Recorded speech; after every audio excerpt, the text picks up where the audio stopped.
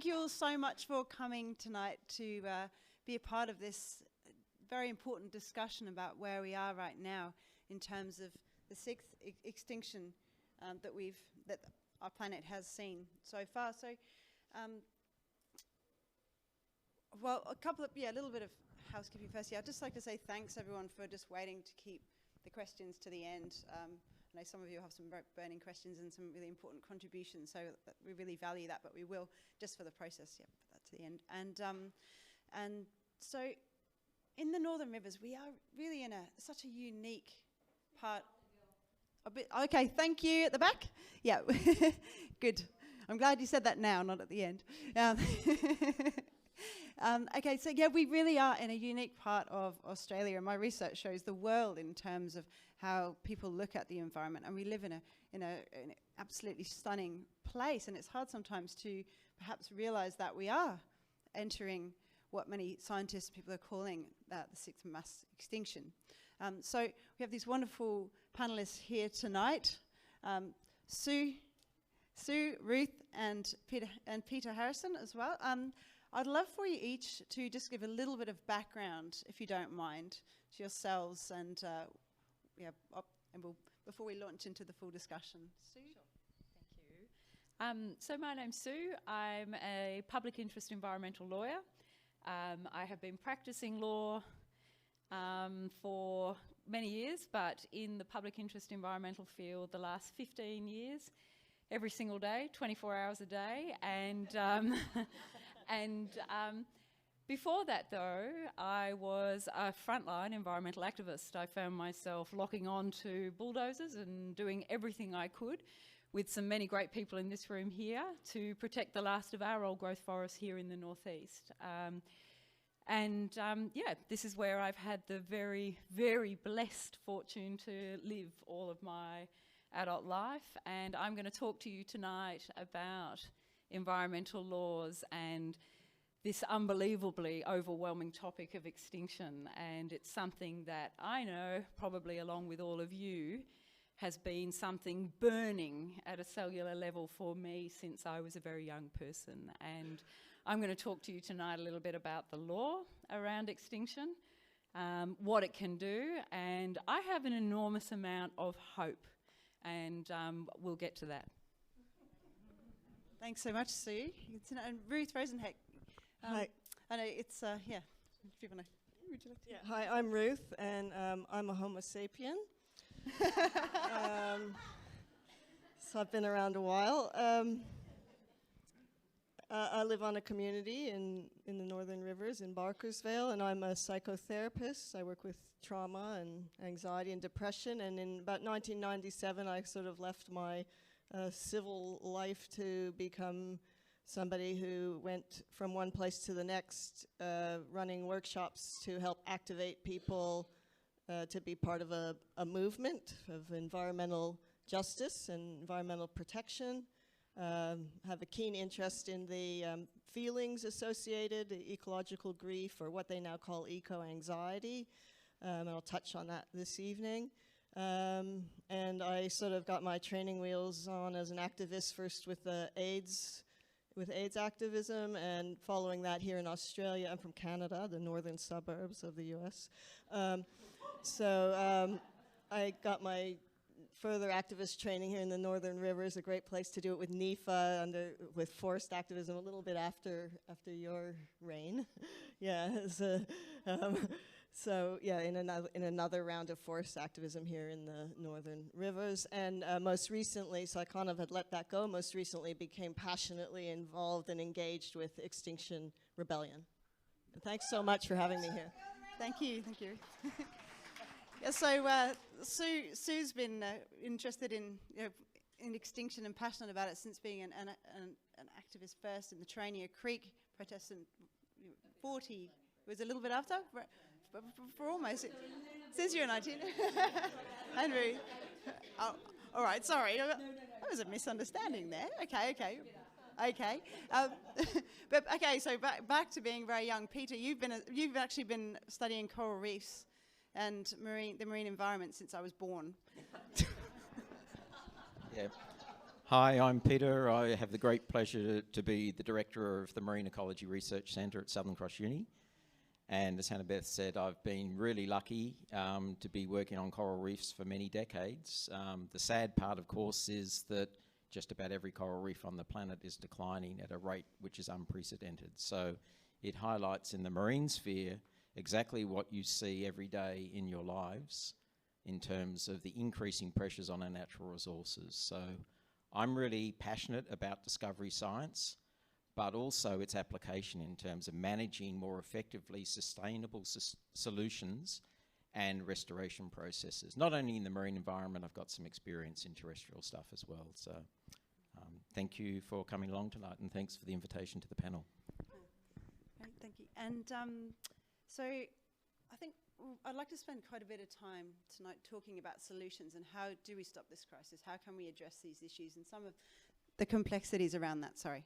But I think first of all it would be really good to just talk a little bit around the issues and the extinction issue in particular.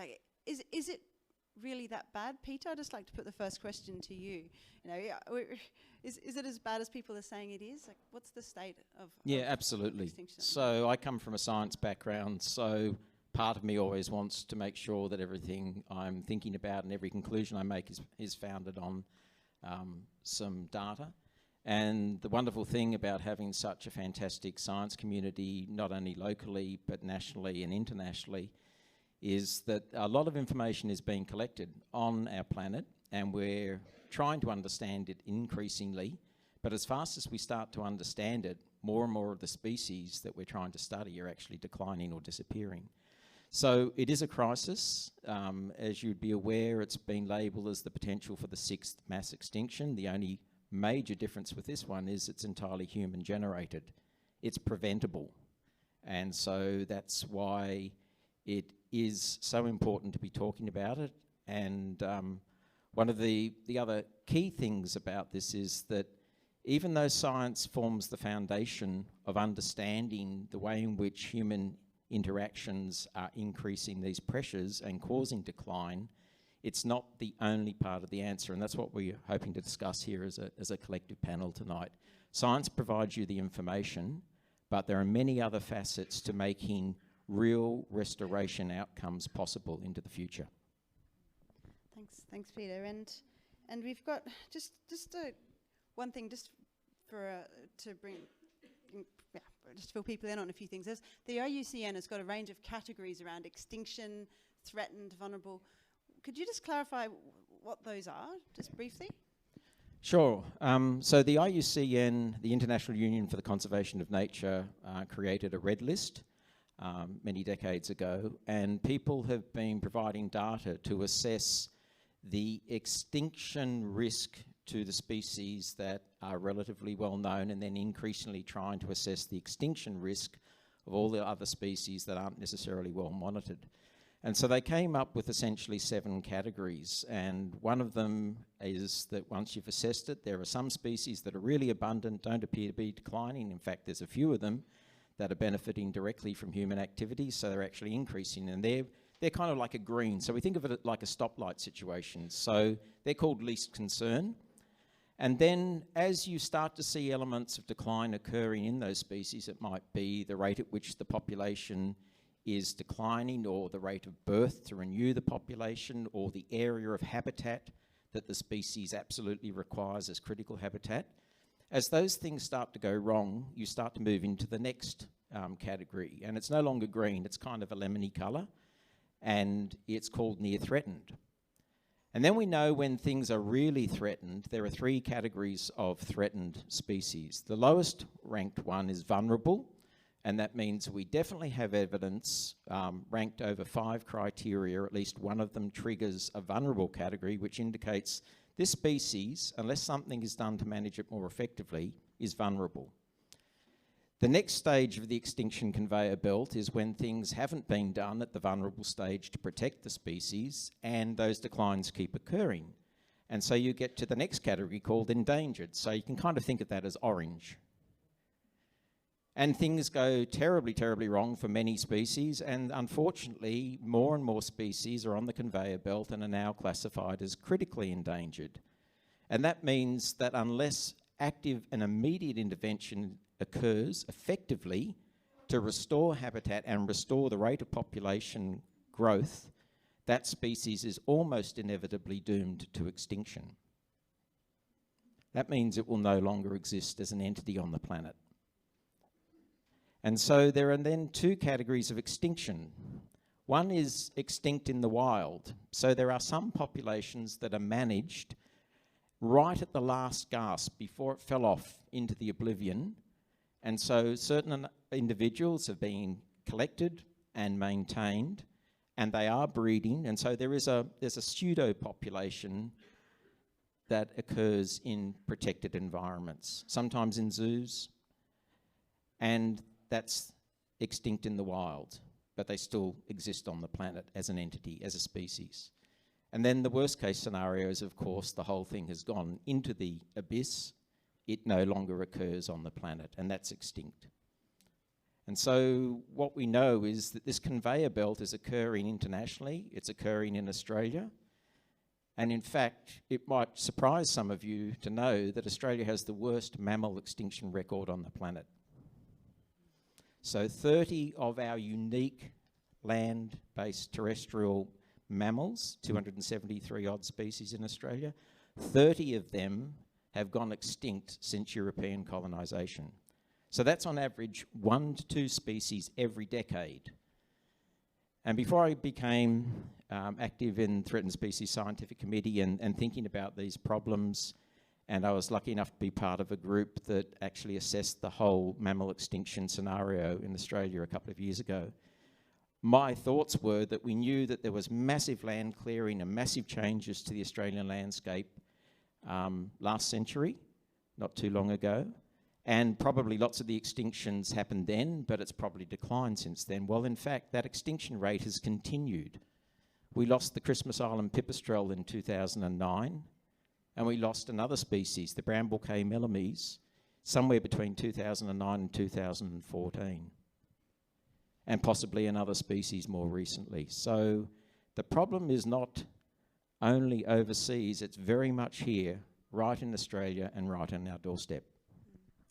And thanks, Peter. I know Australia has, particularly for mammals, quite a unique pattern of extinction. In a lot of places, you've got the bigger mammals are the ones that are most badly affected. We have lost 3 species of emus in Australia, but overall, a lot of the animals are under 5 kilos. Why, in terms of the mammals, why is that? So the biggest threat to Australian mammals is a bit different to some other nations where land clearing is the most obvious and immediate cause of the threat. In Australia, unfortunately, it's predation by introduced European predators, cats and foxes, and then inappropriate fire regimes. So those 3 combined are the key threats that have caused most of the extinctions and are rapidly escalating the conveyor belt to extinction for the mammals that we already know about and many of the birds. In other words, they're edible size. And so these introduced predators are wreaking havoc in our environment, not only for mammals, but for reptiles, birds, and a range of other species. Thanks, Peter. When we were chatting the other day, in terms of the marine species, I mean, we have a lot more species that are only found in Australia on the land, but there are still there's still 58 mammals in the ocean that are experiencing some real stresses. You talked about climate change as the big long-term threat, but there are some acute issues as well that are being experienced across coral reefs and in the marine environment. Yeah, so unlike our more familiar terrestrial world, there are some different sorts of threats that are occurring in slightly different ways in the marine environment. So clearly, climate change is having an impact, and much of the increased heat that's been absorbed by the increased carbon dioxide and etc., the greenhouse gases in our atmosphere that keep us alive initially, as our planet warms, a lot of that heat is being transferred to the upper part of the ocean. That's causing marine heat waves, causing mass coral mortality during massive bleaching events, like the catastrophic ones that occurred on the Great Barrier Reef in 2016 and then again in 2017. We lost more than half our corals on the Great Barrier Reef in those 2 bleaching events.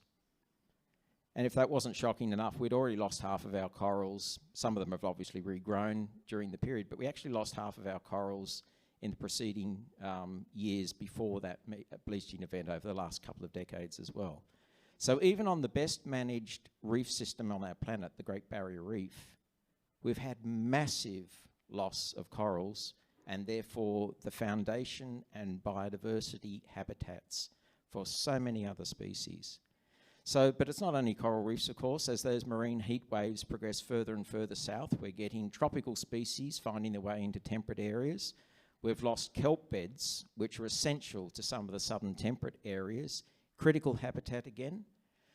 And the chemistry, so if the heat doesn't get them, the chemistry will. So in the longer term, the increased carbon dioxide being absorbed into the upper part of our marine environments is fundamentally changing the chemistry of the oceans, changing it in a process that's called ocean acidification. So you've got those bigger picture things, you've got ongoing coastal development, you've got increasing rates of pollution, outflow from our terrestrial environment out into the nearshore marine environment, and then you've got problems with fishing and sometimes illegal fishing and things like that. So a couple of our endemic mammal species, our marine mammal species, the biggest threats to those are in fact, you know, a combination of some of that loss of habitat, but also the potential for being caught in nets, and many of those in illegal nets. Thanks, Peter. And Sue, so we're finding that now, since the early 1990s, 55% of our mammal species are in a worse conservation status than they were now, than they were then. So why is that? And we've got a whole range of environmental laws. Are they enough? And if not, why not? We do, and the early 90s was a very exciting time for us in Australia, and particularly in New South Wales. It was, you know, the very early 90s legally, and in the international sphere, we saw the coming together of lots of great minds from all around the world, lawmakers, scientists. We all got together. We had the Rio de Janeiro Earth Summit, and we had the International Convention on the Conservation of Biological Diversity, and we started talking about legal concepts like the precautionary principle, and it was a really hellishly exciting time. It was a time where governments were listening, science was coming to the sort of centre of the policy and law-making framework. Environmental law was like this new groovy thing. It was the new kid on the law block, and everybody was a little bit interested in it, and it was fun, and it was exciting, and it was super intelligent, and at the same time it was, you know, an understanding of a bubbling crisis that was bringing us all together, an understanding that we had to do things a bit differently. We had to actually develop a whole suite of laws that actually were well informed by science.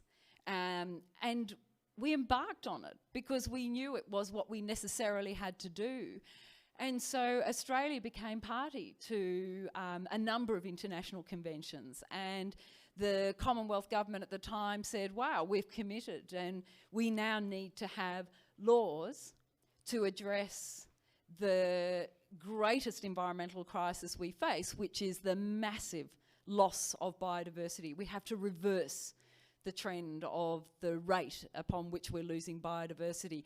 It was being informed by people like Myers, who was one of those remarkable scientists that was talking to us about, yeah, extinction is natural. Because remember, there were always these voices in the background, oh, we don't need to worry too much. Everything's been going extinct naturally forever.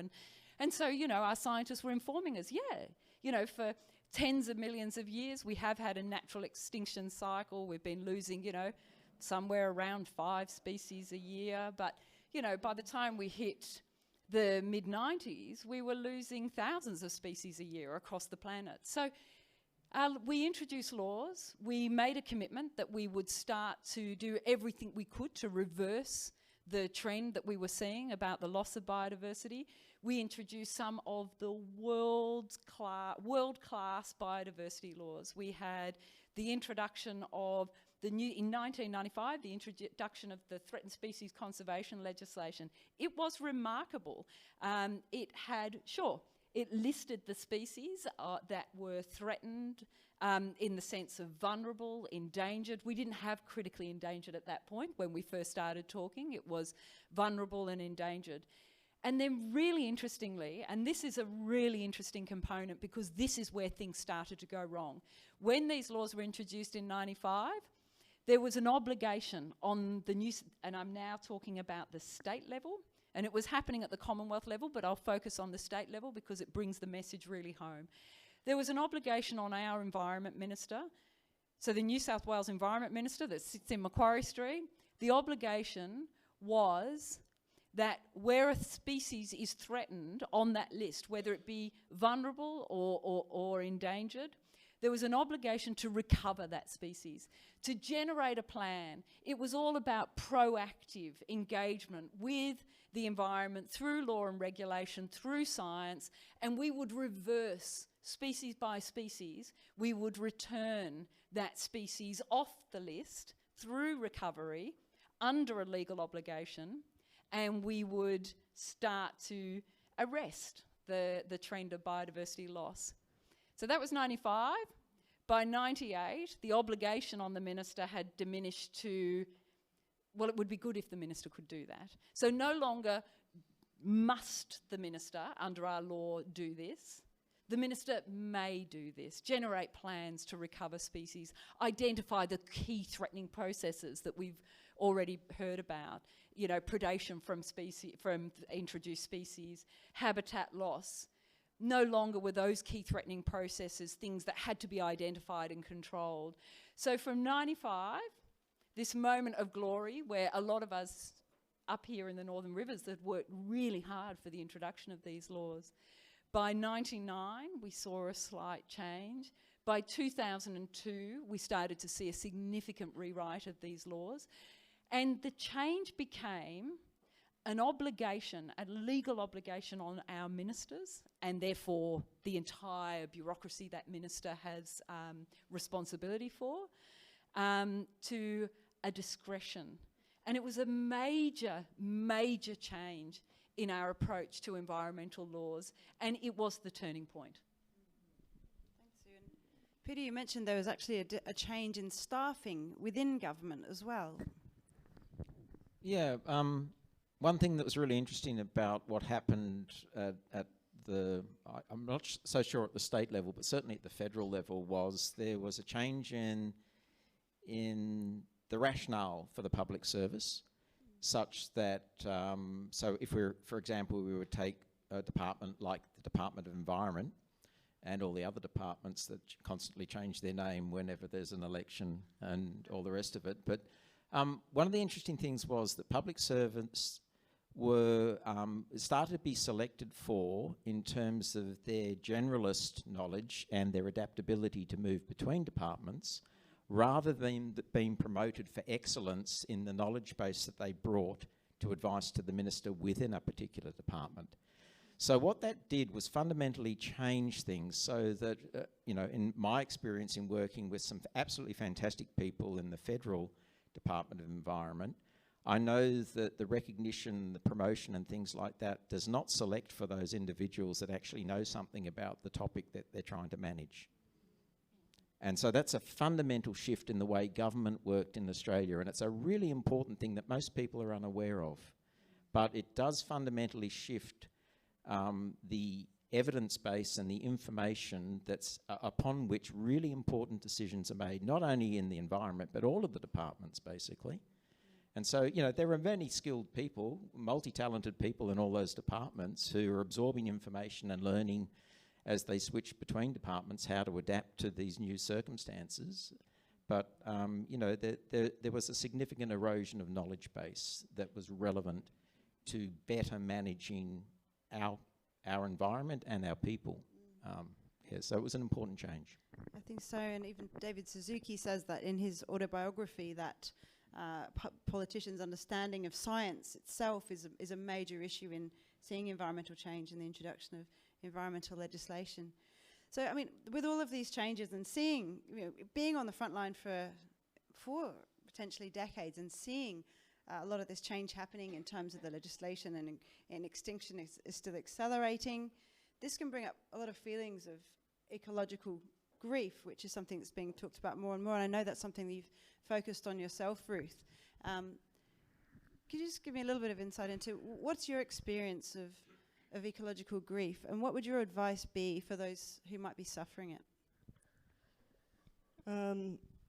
Well, I think I just was thinking today about in the 1990s when I first discovered that phenomena of ecological grief. It was something very marginalized, and I used to rave about how there was a taboo in our society about these feelings. They weren't acceptable. You couldn't talk to anybody about these feelings. But now it's almost become a bit of a buzzword. There's this eco-anxiety. I found podcasts that are on eco-anxiety and how you can soothe your eco-anxiety by recycling and, doing, getting rid of single-use plastic and so forth. There's a whole industry emerging around eco feelings, and I think that's just happening now in the last sort of year or two, which speaks to the point, though, also that more and more people are starting to experience on a feeling level the reality of the times that we're living in. And it's certainly in our media a lot more, and I think that goes beyond the Northern Rivers, beyond our bubble, that it actually is in the news now, and that people are becoming more and more aware of loss of special places, or of the coral reefs, for example, places that we had been when we were younger and that we go to now, and they're not the same anymore. So the thing about the grief that we might experience is to acknowledge that these feelings are actually the healthy and natural feelings that a human being alive at these times would and should feel if we still feel a part of the ecological system that we're living in. So if, for example, somebody were to step on my foot, I would have a feeling about that. And similarly, if we have some sense of the natural world, that it's a part of us, then we have these sorts of feelings of great sadness about the loss of things that we love and care for. Now, the significant thing about this is that if we don't acknowledge these feelings, then they can move into depression. And as people are aware these days, we already have a population that struggles with depression and anxiety and stress just to handle day-to-day living, yeah? So when we add on top of that a feeling of helplessness or despair about the times we're living in and what's happening to the world, it can become debilitating and immobilizing. So if we can come together, really, and acknowledge with each other and witness each other in these feelings, that these feelings will lead to actually more clear thinking. We're not going to solely think our way, I'm pointing to my prefrontal cortex, we're not going to think our way and plan our way and use strategic plans or anything like that to get out of this crisis. We need our full intelligence, and that means we need the feelings to be alive and to be acknowledged. The really important thing to remember is that when we open ourselves to love, then we also open ourselves to loss.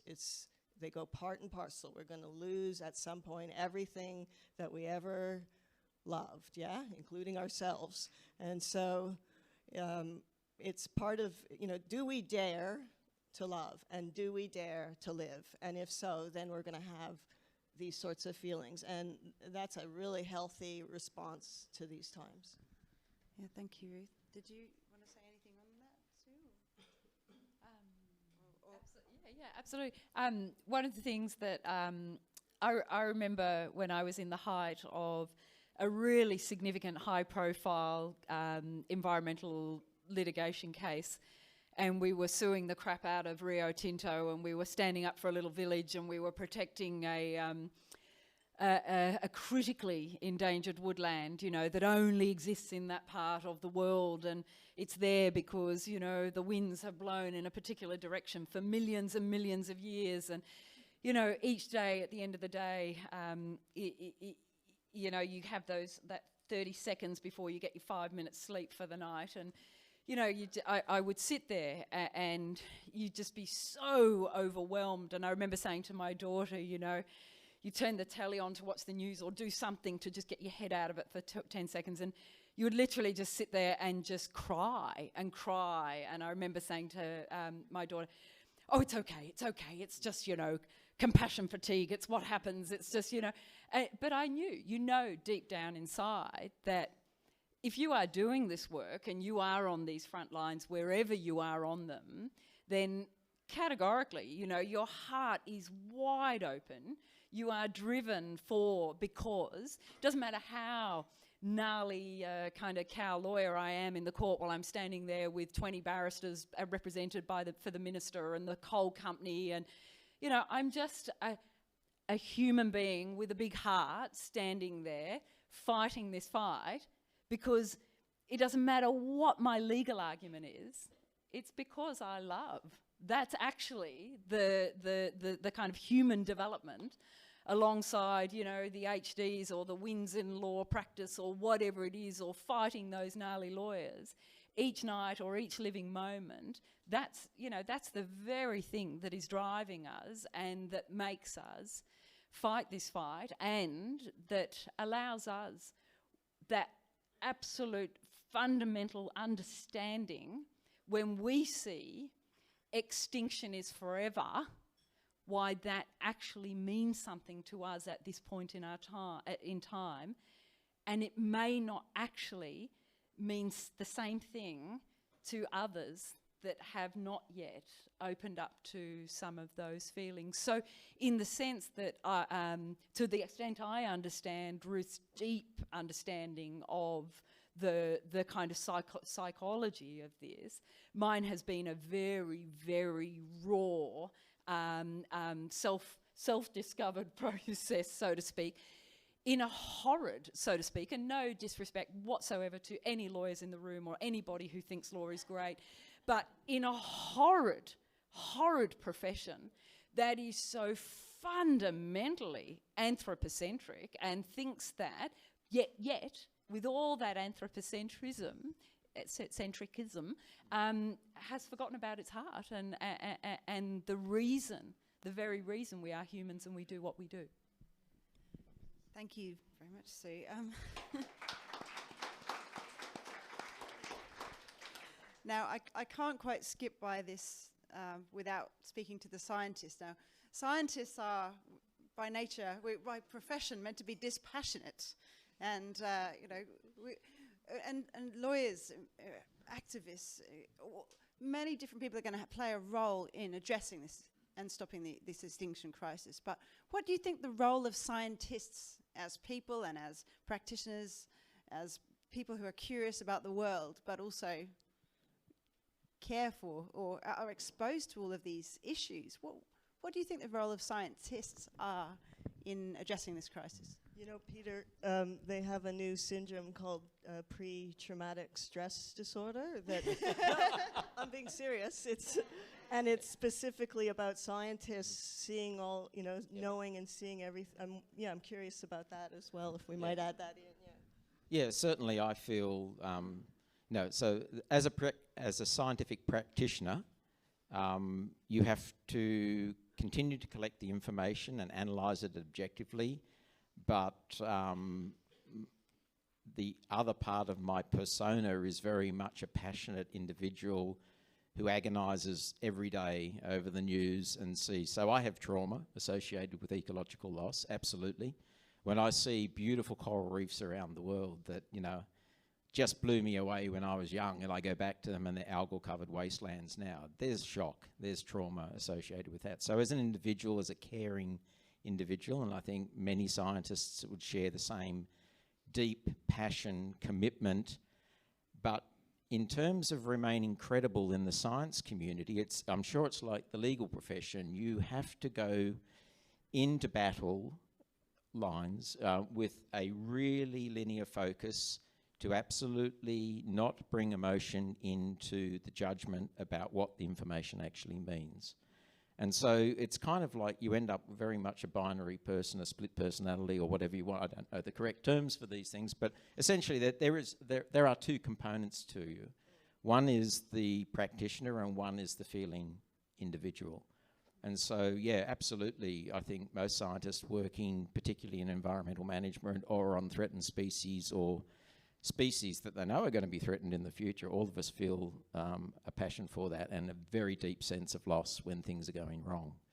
So, so I think science has a really important role, as I said at the beginning, at providing information, but it's only part of the equation. So the legal framework, the understanding people and how they respond to information. And I guess that brings me to one more point about what good science should be doing is not only providing the information, good science should be actually communicating that really effectively to the broadest range of people in language that they understand and accept, and try and put the alternatives clearly in front of them so people make individual life decisions and community decisions and national decisions at all those levels that need to happen to really affect change and actually get to restoration rather than statements about future sustainability, which never work anyway.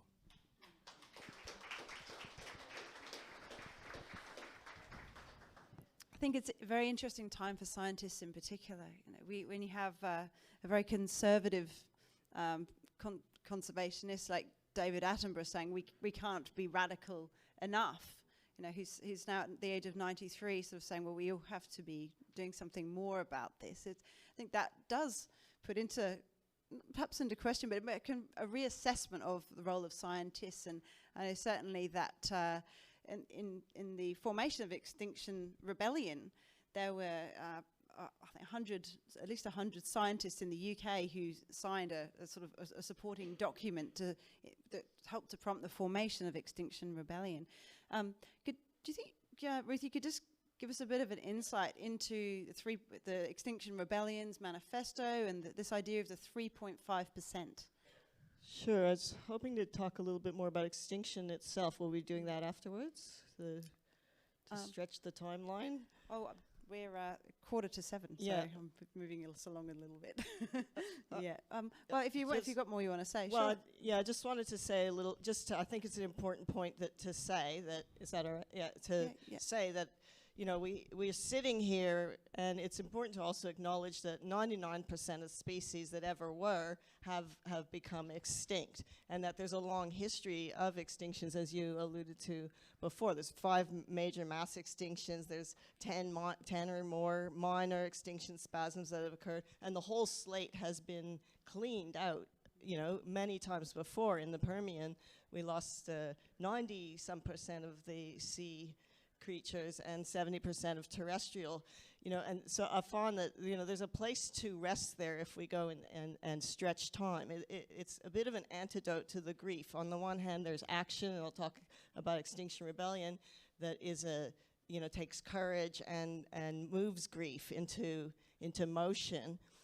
Through rebellion, say, or through standing up. And on the other hand, we can also just use our minds a bit to stretch ourselves in time and remember that, that we are, say, one of 7 billion people right now, but 107 billion people have been on the planet before, and that actually in an evolutionary sense, extinction resets the direction for evolution to take and is a natural event. In this case, caused not by volcanic gases or an asteroid, but by humans. But all the same, this is an event that has occurred multiple times and leads to new biodiversity arising. So the tardigrades, you know, those little water bear things, and the cockroaches, and the thermophiles, which are the heat-loving bacteria, they're all like celebrating. You know, they've been through all the different extinction spasms, and they're going to continue on. And, you know, the same with the ancient rocks. Like, those species are doing okay, you know, and they'll get through the sieve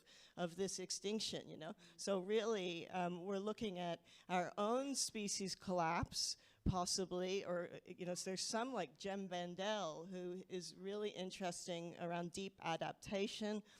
He talks about inevitable social collapse. So we're looking at we need to transform our culture, and we need to transform our politics and transform our economy at this point. That there's no one solution or one way that's going to get us through this. We need to sit with the fact that things are broken and we can't just fix it. So Extinction Rebellion is one arm of this. It's not the only game in town. It's one thing, and what it asks for is that the government and the media tell the truth according to what the scientists are reporting, and then act by moving a plan forward to move to zero net emissions by 2025, and to halt the loss of biodiversity, and finally to fix democracy, if possible, by establishing a citizens' alliance that would be well informed by scientists and then would be legally binding in in the information, in the decisions they make, and give to the government to act upon. So your question about 3.5% is that, so Extinction Rebellion takes to the streets. We were in Brisbane on Tuesday and so forth, yes, and Northern Rivers showed up, yeah. Northern Rivers led the way on one of the actions, very exciting. But so there's many people who say, but those tactics, those don't work for us. It's nonviolent civil disobedience that disrupts business as usual. It has a very disciplined set of principles that really are the blueprint for a new society and a new way of being, and are also the blueprint for a really strong movement. But Chenoweth, who did some research on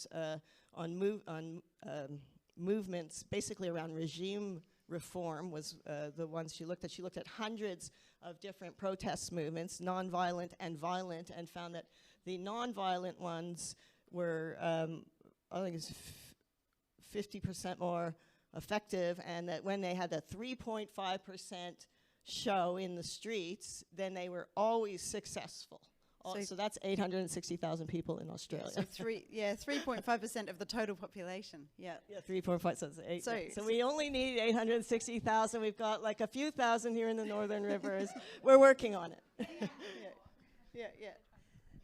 And is that the way forward? Is activism going to?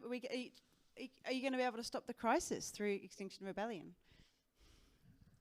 Well, I personally don't think we can stop the crisis. I think we need to work with the conditions that we have. I think that we could more easily turn around biodiversity loss, because we could stop becoming occupiers of nature and like this human supremacy project that thinks that we need to, that we can control and exploit and take over nature. So that actually could happen, where we would, put, I heard today someone saying put 50% of the planet's natural systems into a protection status.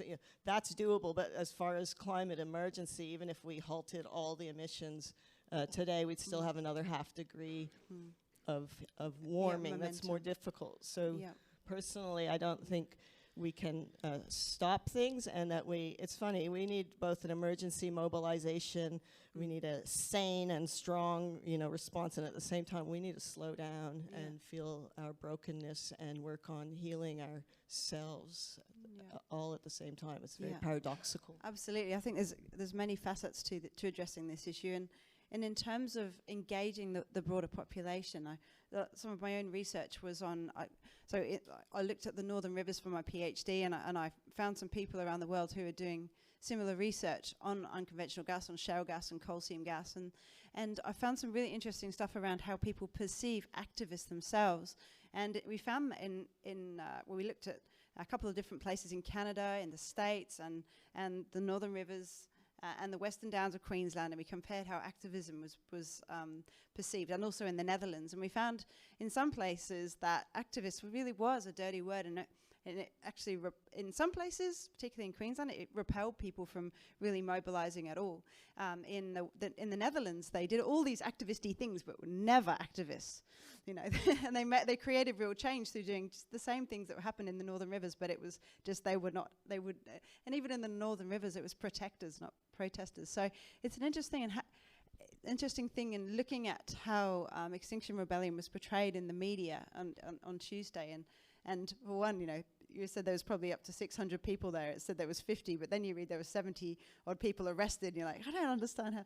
And how do you engage people? I mean, how do you engage that 3.5%? But I mean, it's certainly got people talking in Brisbane. You got the mayor, you got the premier commenting, you got a lot of media. But how do you keep to engage the broader? Well, the point of the movement, again, it's not that people necessarily approve of the tactics, but it's that it moves the national dialogue and it moves public opinion. It moves climate emergency and extinction into the public discourse so that people are talking about it, and eventually there becomes a social tipping point where, I mean, people are concerned. If you look at the statistics in Australia, we have more than a majority of people who are concerned about climate emergency. So Extinction Rebellion sort of holds that, one edge of that in a sense, and that then leverages public opinion to speak to politicians and hopefully influence an election one of these days. Yeah, thanks, Ruth. And I mean, I thought it was, when I was looking at the media, it was really interesting. You had the Brisbane Times, and you had the saying all these negative things that the mayor was putting forward, and you've got all these pictures of people resisting arrest, but at the same time, you have one young gentleman, Eric Herbert. He was protesting, and his two twin sisters were also protesting, and they're major influencers on Instagram. They've got 1.3 million followers. So there's this whole other way that information's actually being transferred as well. So the getting people talking about it certainly was something that was achieved very much by what happened on Tuesday. So, but in terms of other solutions as well, I just wanted, one thing we didn't talk about before, Peter, I would just love to bring into the discussion today is your work on coral reefs at the moment. You've just received $2 million to restore coral reefs. So it's about moving beyond, okay, so yes, I know things are still going backwards in many ways, but how can we stop trying to just sustain? How can we move forwards into regenerating and restoring our natural environments? Yeah, so so the work I'm doing is on active restoration. So like many scientists, I'm sick of just documenting decline. I actually feel that, and more people are actively engaged in what we call active restoration. So not only the coral reef space is quite small and fairly embryonic at the moment, but obviously restoration processes, we've got fantastic examples literally all around us of some restoration work done in our beautiful subtropical rainforests. There's a whole lot of restoration activity in many other habitats, mostly terrestrial, a little bit in the marine space on shellfish reefs. Most of us don't even realise that most of the shellfish reefs in Australia have been removed for lime mining and all sorts of things. Seagrass restoration, we've lost so much seagrass. Mangrove restoration has been active in Australia and elsewhere.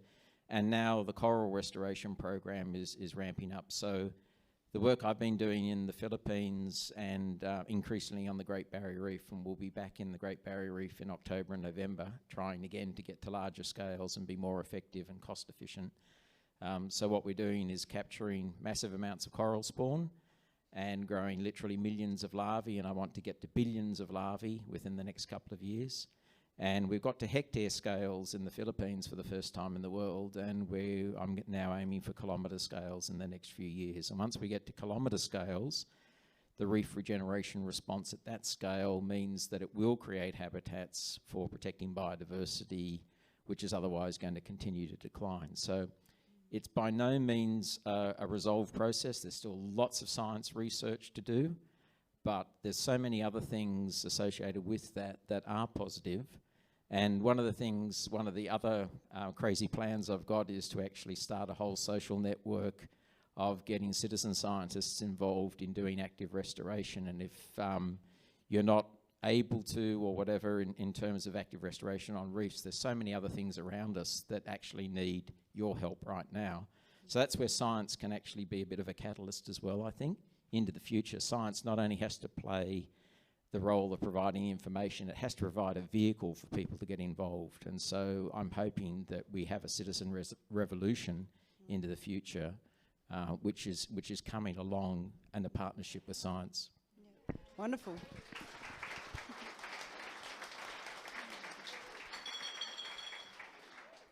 Yeah, bring it on, bring it on. One thing in terms of the role of science in change and the role of science in informing social protest and that one thing that, as I said before about my study, that the Northern Rivers was quite a unique, very successful case of stopping the CSG industry. It was the protest here. There have been a couple of other places around the world, and there are more. But what was achieved here was a very sustained, very effective social movement. One thing that I noticed was that science was used from the outset of the social movement very effectively. Sue, did you want to comment a little bit on why you think the social movement was so effective here? Yeah, I think it was.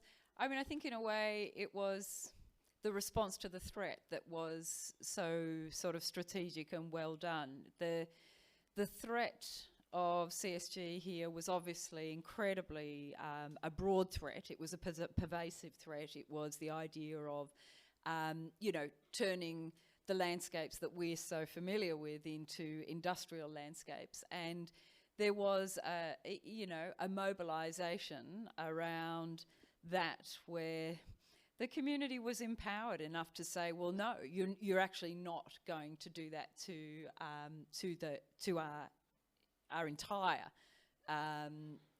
landscape, because it, the science was engaged to the extent, well, this is about our water, but it was also very much about, we don't want this landscape that we know to turn into a sort of invasive industrial landscape. And so in a way the threat itself was almost like a convenient threat for the mobilisation of this community. I also think, I look at what's happening in the Pilliga right now. It's exactly the same threat, and in fact probably twice as intensive, actually 5 times as intensive as what we were facing here in the Northern Rivers. There was also the real convenience for us of a community that wanted to mobilise together, that was willing to look each other in the eye, regardless of whether, you thought that was the redneck down the road or the hippie up the hill.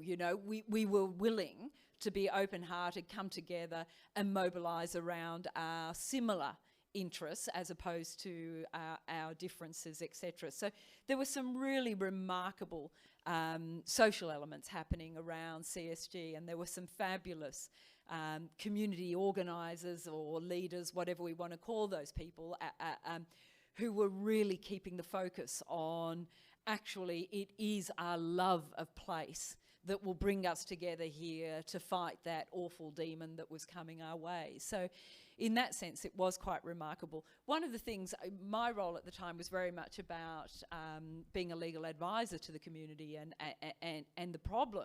the biggest problem that we had here was, like we face in many places, no, the law's not fit for purpose. Actually, it's not as advanced as you need it to be right now to come to your aid and to arm you. So in fact, in the Northern Rivers, it was a remarkably empowering experience, believe it or not, when I had hundreds of people sitting in my office at the EDO here, and I was saying, actually, the law is not going to stop this here and now. In fact, the law has allowed this. The law is facilitating this CSG monster to come and take over your community and landscape. And it was remarkable because it was almost like the community engaged at that level almost felt some sense of liberation. Oh, right, well, it's up to us then. We're the ones that have got to stop it. The law's not going to do it. Let's get out there and do it. And it was quite remarkable.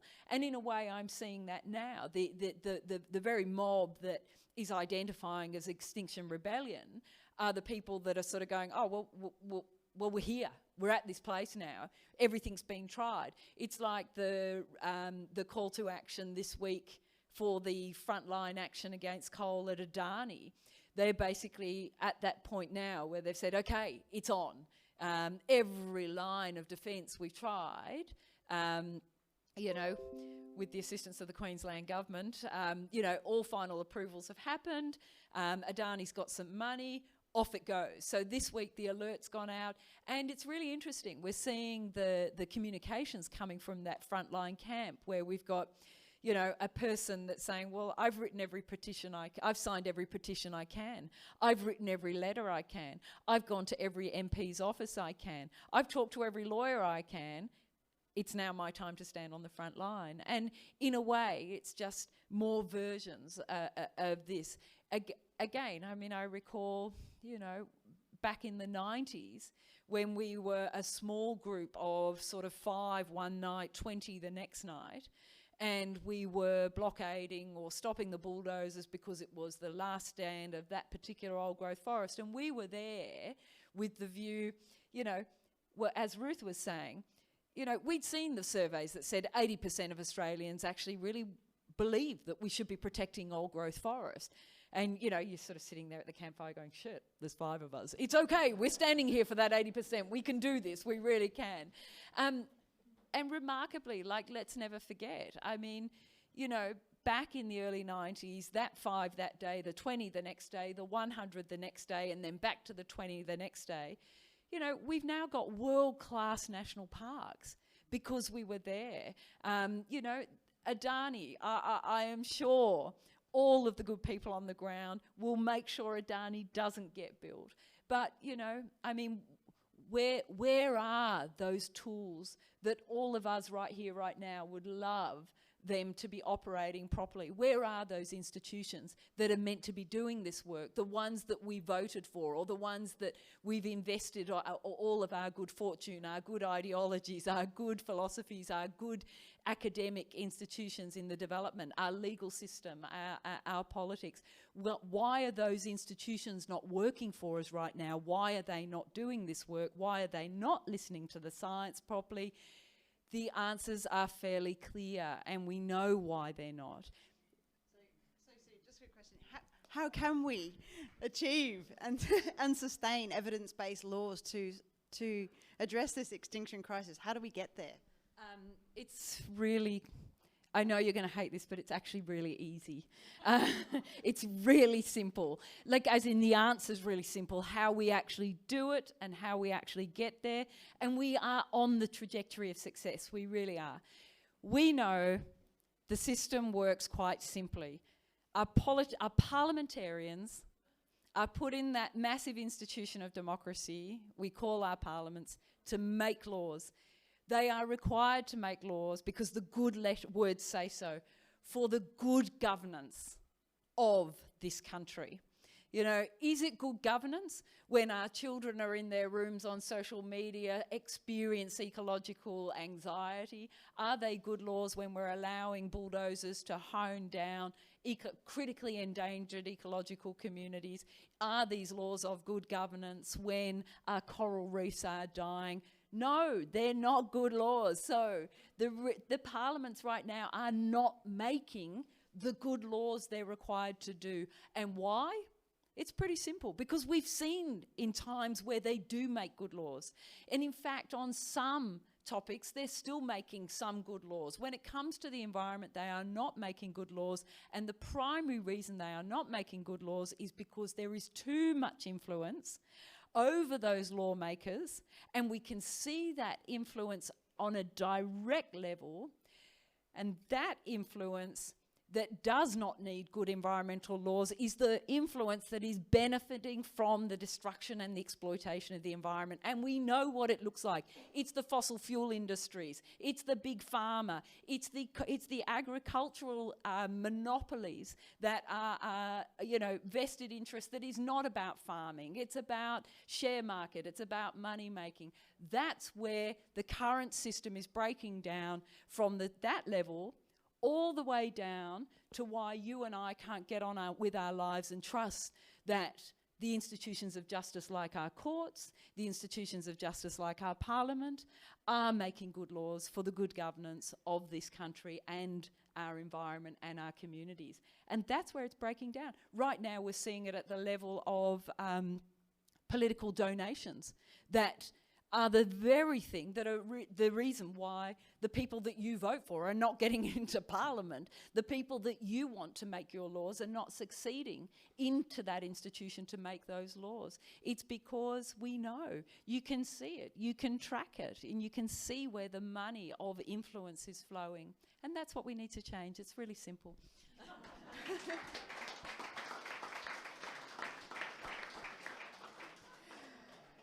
All right, how do I follow on from that, Sue? Is there hope? I'd like to put this to all three of you, and I'd like to just hear from each of you. Is there hope, and where do you think that hope is and that change is going to come from? I might ask Peter first. Yeah, and in the face of all evidence to the contrary, every morning I get up, I live in hope. It's probably a personality flaw. But yeah, look, anyone who cares deeply about the environment and what's happening more broadly in the political space and our emotional responses to these things, I think there is hope. I think the reality is that we're going to lose more in the next few decades before we can mobilise enough of the 3.5% components to actually start influencing politicians to make better environmental laws or enact the ones like the EPBC Act, which is there, but has some diversions in it that enable this sort of thing to occur. So, yeah, I think there is hope, and the most important thing is that each of you individually have got to go forward. Every time you get knocked down, you've got to get up, fight harder for what you believe in and what you're passionate about. And so that's what I'm going to continue doing, and I hope every one of you continues as well, because it's the only way we're going to affect change.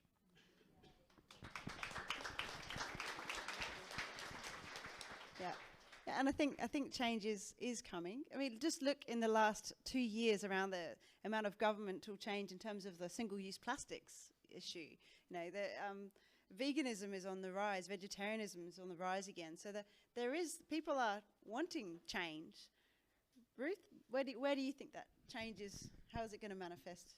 Well, the question of hope, you know, what is it we're hoping for is my question around that. You know, we are a society that believes in sort of, and then they lived happily ever after types of endings. If we were able to just transition everything to renewables right now, say, and so forth, we would have a massive problem because civilization would continue to grow and the biological crisis, biodiversity crisis would actually increase. In my mind, it would get worse. So we need to see transformation.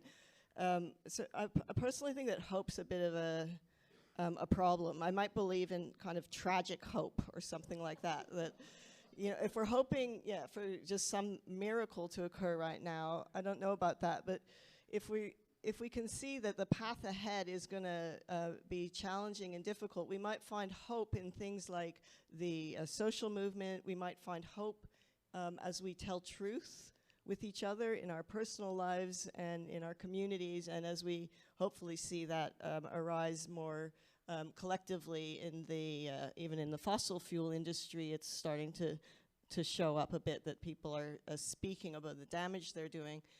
There's also this fear, I think, that if we do have collapse, that would be like falling off a cliff, but it's not necessarily going to be like that. If we do, you know, rise to the changes and start looking at community resilience and how to adapt in our communities, like what happens if there's no food security? What happens if there's no internet? What happens if there's no fossil fuel? This question, what are we going to do here in Lismore in the Northern Rivers, say, for that kind of a scenario? And if we start addressing that now rather than when it's too late, then my hope there would be that instead of it, that whatever comes to us, instead of it being like falling off a cliff, you know, that we somehow this social network that we create kind of buffers it and helps us to land more smoothly into a life and a culture that actually has more meaning, more joy to it ultimately. Like the lives that we're living right now are actually quite stressful and financially driven and difficult, and people are working in many ways that they'd rather not. And so it's, you know, perhaps this is also the opportunity, as I was talking about, on the way that an extinction is an opportunity for new things to evolve, that also perhaps the crisis that we're facing right now has a certain silver lining to it, where we ourselves might transition to, it might not be our generation or the next, there may be some, you know, difficult times ahead, there will be some difficult times ahead, but as we get through that, you know, my hope is that the human species gets through that. You know, there's one scientist who says there'll be a few thousand people on each pole. You know, I hope that's not the case, and that we do get through, and we get through it in a meaningful way. And finally, I'll say I personally find the most, you know, what resonates most strongly with me in that sense of hope is people standing up at this time, speaking truth, you know, and really having the courage to speak out, you know. So all these people in the room being here, wanting to have this conversation, and all the efforts that we all put towards a better way of living, that's hope in my mind.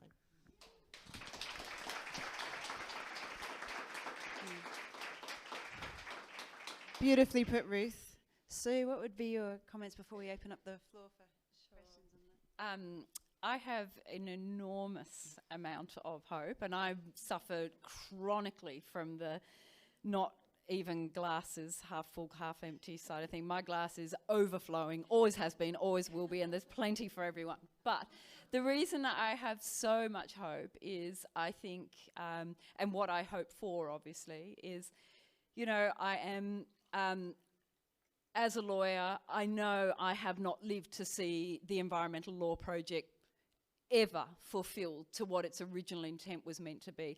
I hope I get to see that. I'm going to work for the rest of my life to try and make that come to fruition.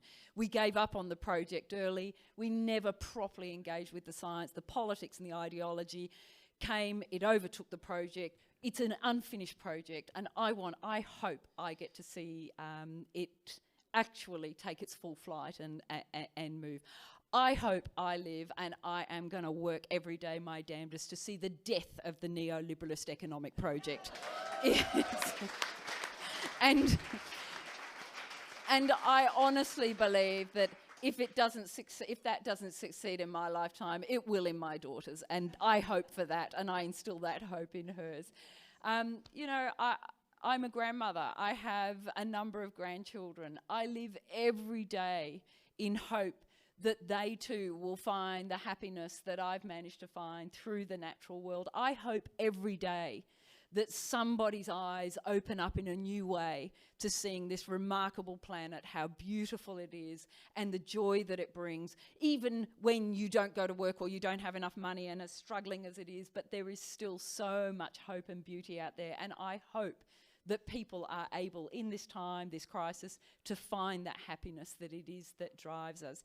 I'm also a farmer, and I'm part of the regen ag movement. It is awesome out there. It is going off. Like, we are changing the way we grow food and we nurture the land as we produce and we provide. The same as anyone right now who's been living in the close the waste loop cycle is seeing what remarkable capacity there is. So I actually think there has never been more of a perfect opportunity to embrace the concept of hope and really, really fathom what it means and engage in hope, make hope happen, and actually make it a very real thing every day. And we are so blessed here in the Northern Rivers. We have each other. We all know we're in one of the world's most incredible biodiversity hotspots. This is our home. This is what we have to look after. This is what we have to help educate the rest of the world about what it means. You know, we've got koalas looking at the brink of extinction by 2050. It's our job to stop that now. So we have to get so busy. There is no time to not have hope. And yeah, for me, it really is. The death of the neoliberalist economic project, it really is managing to get politicians that actually make law for the good governance of the people. And it really is about seeing this environmental project that never got to fully fly. And actually what that would mean is our institutions of democracy have been recalibrated to work the way they were always intended to work. And we can do that because we are the part, civil society is the part that makes that happen, and we can do it.